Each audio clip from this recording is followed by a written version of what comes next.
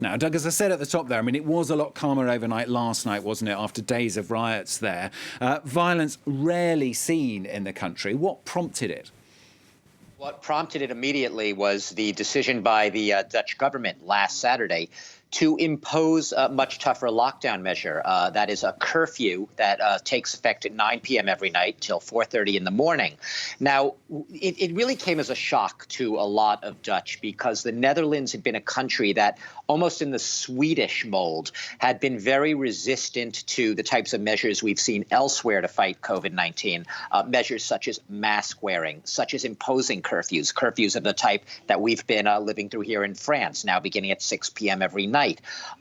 So it was a really dramatic reversal in the type of policy that the Netherlands had followed. And while there had been sort of protests against some of the measures taken, bars and restaurants have been shut since October. Last month, mid-December, schools and all non-essential businesses were shuttered in the Netherlands. This was definitely the most sort of overnight brutal type move for a lot of people.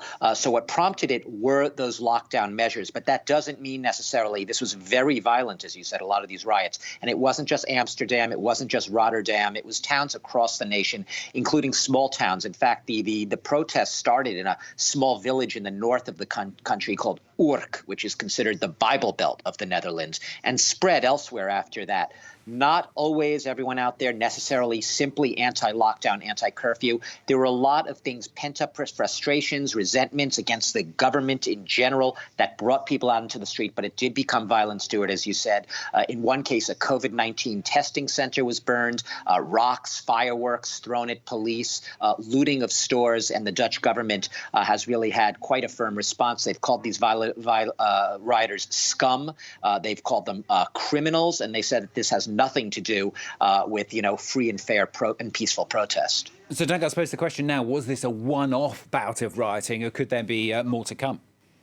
Well, like I said, look, the Netherlands is hardly the first country in Europe where the pressures, the pent-up pressures of these lockdowns, of these restrictions, have led to sort of public eruptions. We've seen them in Berlin. We've seen them in Rome. To a limited extent, we've also seen them here in France. They've definitely seemed to have been most extended and most violent in the Netherlands. And yes, the police say while things have calmed down in the recent 24 hours a little bit, there are still isolated arrests.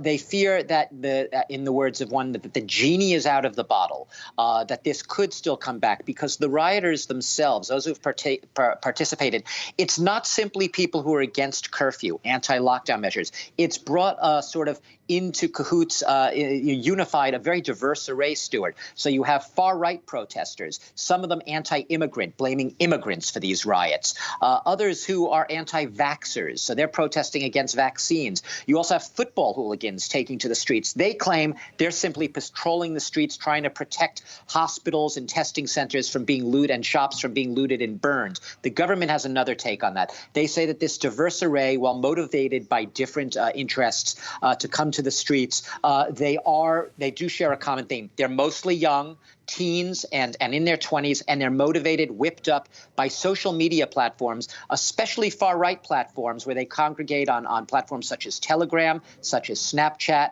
We've seen these in other riots across the world, and they come together in what looks like a common cause, but often with very different motivations. So, yes, they fear that this could be a calm before another storm, although the police have taken a very firm response, and they're not going to go easily on anyone who they say commits violence and vandalism. Doug, you mentioned another couple of capital cities there, but do you think this could see a spillover into other European countries? Interesting that you said that because, right, I mentioned, Stuart, that this is hardly a phenomenon isolated to the Netherlands. COVID-19 has created psychological, emotional pressures on a lot of people, and there's been this sort of tendency for people to lash out and want to somehow vent their frustration, and a lot of times we've seen it on the streets. In the case of the Netherlands, you have neighboring Belgium. Now, Belgium, how is it similar? Belgium is also under a curfew, a COVID-19 related curfew.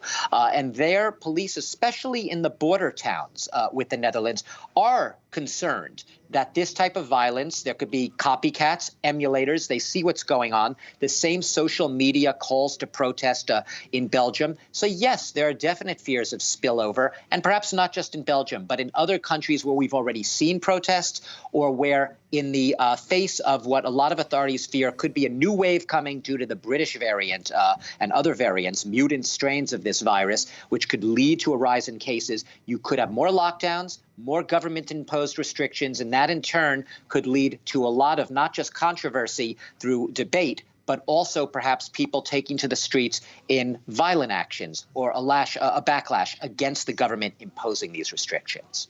Doug, thanks very much, Doug Herber, our international affairs commentator there.